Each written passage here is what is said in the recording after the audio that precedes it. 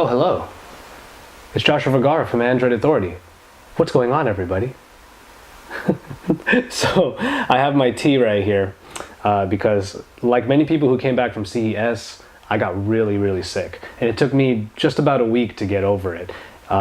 So I'm hoping the tea will get me over the top. I've definitely gone through my fair share of Dayquil and NyQuil, but I think I'm just weathered the storm. I should be getting better now. Being behind the camera at CES was a very interesting experience because I got to see everything through a lens. But not only that, I got to relive all of that by being able to put the videos together every single day and each day since the show. So we're 1 week removed now from the Consumer Electronics Show of 2013. So I thought it would be a good idea at this point to bring you our best of CES 2013. It'll include all of our favorite gadgets, our favorite devices. It'll also include some of our favorite clips. And stay tuned until the end because there's a pretty funny gag reel along with a lot of the B-roll footage that we didn't get to show you the first round, but we get to show you today. So from the bottom of our hearts at Android Authority, thank you so much for watching. We hope you enjoyed all of our CES coverage, and next year we're going to do it bigger and better, so stay tuned. All right, let's go.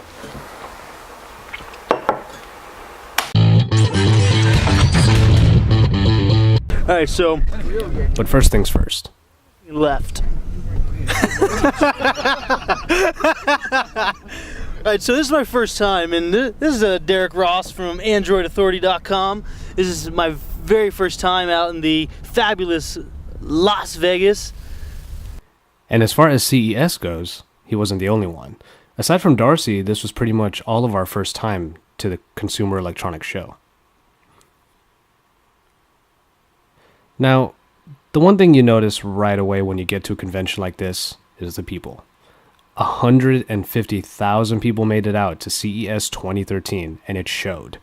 Not only was it hard to get into the venue, but once you got inside, it was hard to get around. Now here's the Samsung booth, one of the busiest ones during the convention.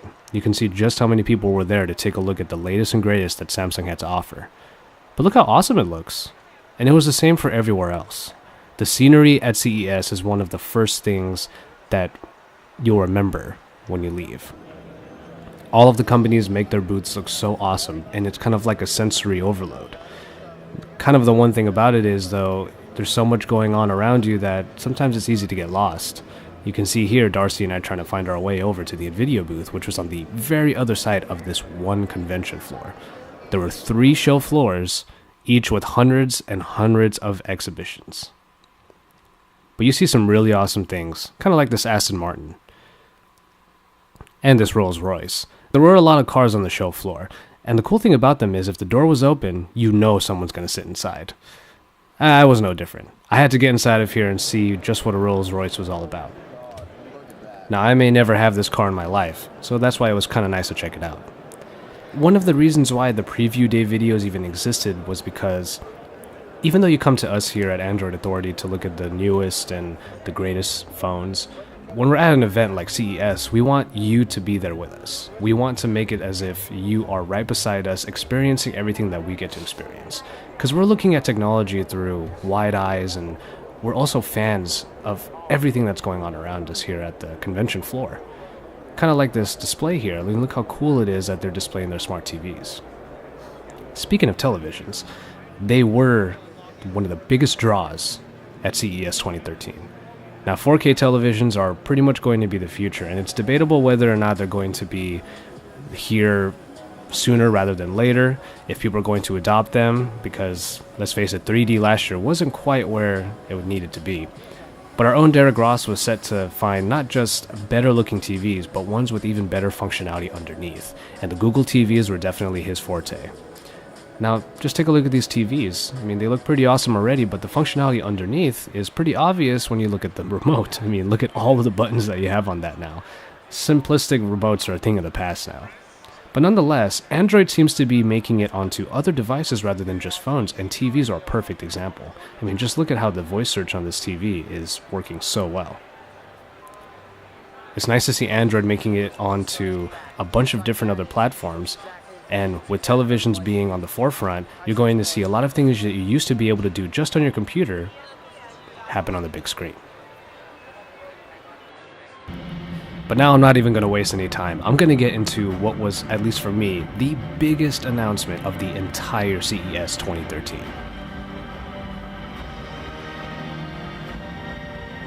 Yeah, you guessed it.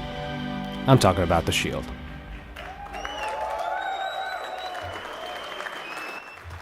Now, I had the distinct privilege of being at the press conference where NVIDIA announced not just the Shield, but shortly before that, Tegra 4. Now, Tegra 4 is a beast of a processor package that's going to make it into a lot of new Android devices. And it's 6 times more powerful than Tegra 3, with 72 graphics cores and a quad-core CPU. It's made to go the distance, and it's made for absolute power. We're really excited for the Tegra 4, and we can't wait to see it in new tablets, even ones that surpass the fastest one out there right now, as you can see, the Nexus 10. And there are some other advancements in there as well, where both clusters of the GPU and CPU cores are going to be able to take simultaneous pictures, which makes HDR photography so much more possible on smaller devices like smartphones and tablets. It's a pretty awesome feature that is available in Tegra 4, and the demonstration for it was pretty amazing as well. It looks like HDR is going to be the future of Android photography, and I'm really excited to see where that pans out. Stay tuned for a video on just what that means once this comes out. But then again, let's get right into the Shield. Now, the Tegra 4 is going to be the heart and soul of the Shield. And what the Shield basically is a large controller just like that allows you to control your games in ways that you haven't been able to before, especially on Android. But as you can see on the TV there and on the actual display, he was playing Assassin's Creed 3. The capabilities of the new NVIDIA graphics cards are going to be able to stream your PC games over to this little portable device. That's just nothing short of amazing. At the NVIDIA booth, we were able to get, not really a hands-on, but we got really close to the devices themselves. Everyone wanted a hands-on, but that was just not going to happen. This was about as close as we could get to the Shield. And you can see it running all the Android games and whatnot, but at least me, I'm really excited to see the PC capabilities of it when it streams your PC games from the computer. We had a lovely interview with this gentleman right here, and you can see me over there on the left side. I'm just over there doing my thing. And I have to say, even though it might just be from a gamer standpoint, I really do think that the Shield is a perfect example of just how Android is maturing into from not only a phone interface or a phone operating system, but into something that's so much more than that. And here we go, we're finally getting into the best of phones. We're going to start off with the Huawei. The Ascend Mate and the Ascend D2 were almost like brothers on the show floor. Every time we saw one phone, its companion was definitely the other. They came together no matter where we went. Here's the Ascend Mate, but we're also jumping into the Ascend D2, which is seen right here. Now, the Ascend D2 may not have the best specifications on the market right now, but it's sporting a 5-inch screen with a 1080p display like a lot of smartphones are doing these days. It's a smaller of the two, which is pretty funny to say because the Ascend Mate is what beckons on the side. Our own Darcy Lacouvé sports a Galaxy Note 2, and he loves big displays and big phones. When it comes to the Ascend Mate, he was positively falling in love with that new device. He was all over it the entire time we were there, and he cannot wait to get his hands on it in the future.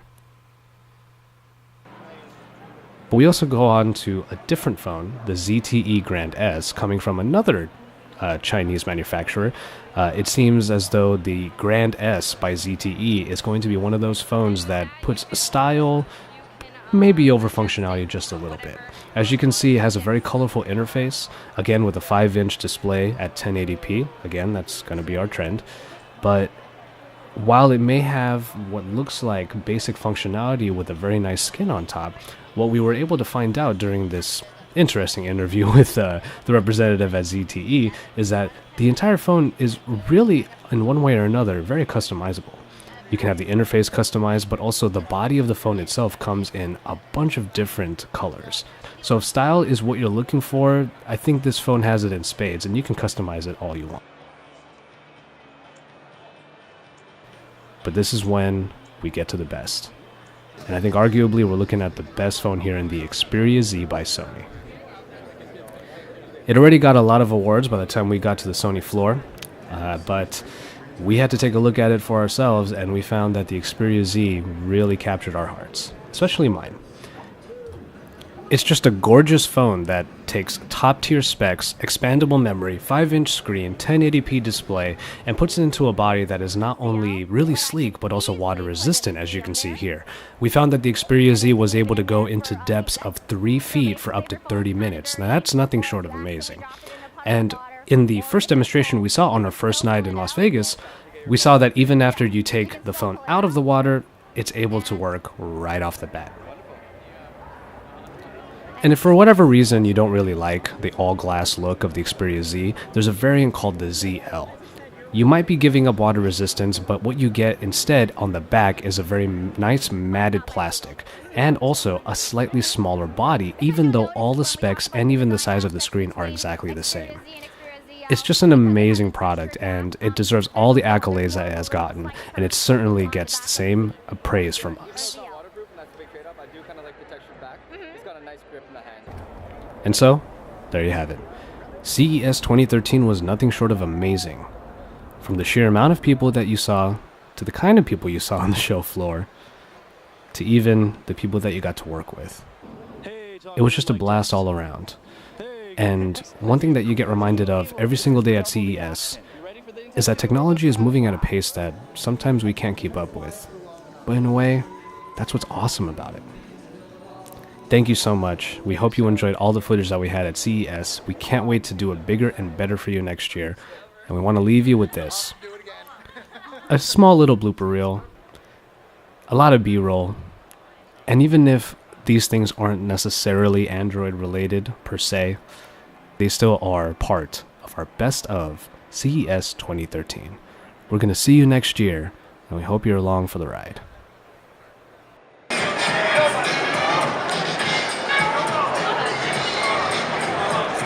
Do the humpty hump, do the humpty hump. That's in the outtakes. This is for the outtakes. You're actually doing Good blooper reel. Yeah, exactly.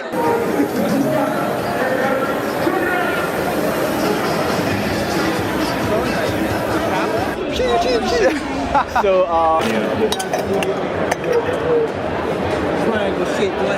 you got skills. Serious face time. Okay. A little bit of epic meal time there for you guys. We're coming to you live from CES 2013. It's Android Authority, everybody.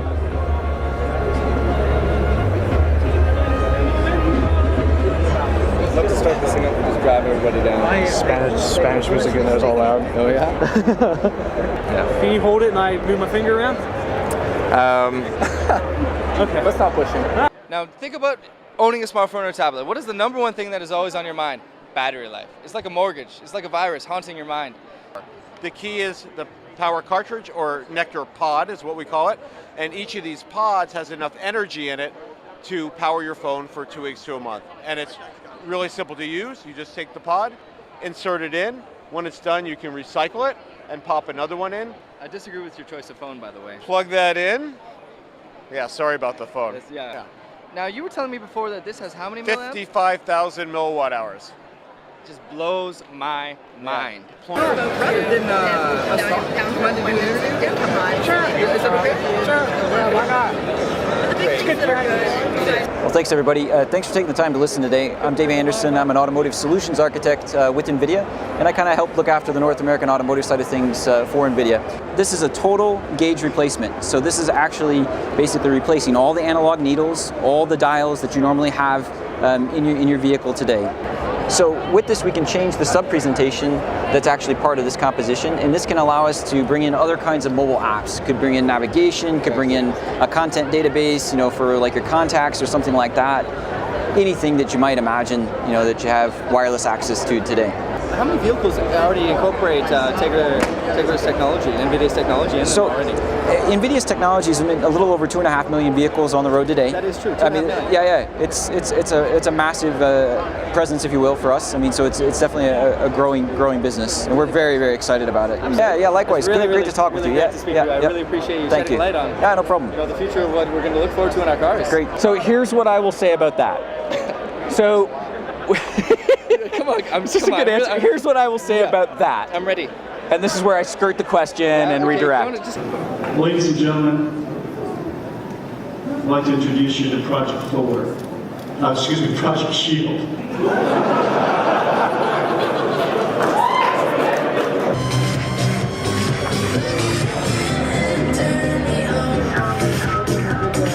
I know everyone's like, whoa! It's a big deal. That's great. All right, great. All right, thank you very much. All right, thank you. All right, now let's get some UI elements here. Anything else you need to add? I feel like so much the traffic is fine. Today we got a lot of really good information from Sony and from Huawei and from a lot of vendors for the Google TVs. Sorry, we're trying to make a video here. We're trying to make a video here. K3V2. Is there expandable memory? He's a handsome man. You can just go into talking about it. Yeah, let's do it. All right. LT 4G XT. For the Samsung Galaxy Note 10.1 4G LTE. I love it. VZW. Whenever you're ready. Okay. And also a whole lot more cores. Yeah, a lot of cores. There used to be 12 cores, now there's 72 cores and a lot of cores. Cores, all the things. Of course. Woo! Android Authority! Android Authority! Android Authority! What? Well, that's enough of that. Diagnostics. There you go. Very exhausted already. Patrick, you talked a little bit about, how we can use it as individuals and stuff, but I was really interested as I've learned about it. We can also monitor, in one example, our loved ones. So if my grandmother lives alone and she's older and she falls, or if one of my children is diabetic and I want to monitor what they're doing, what's happening with them.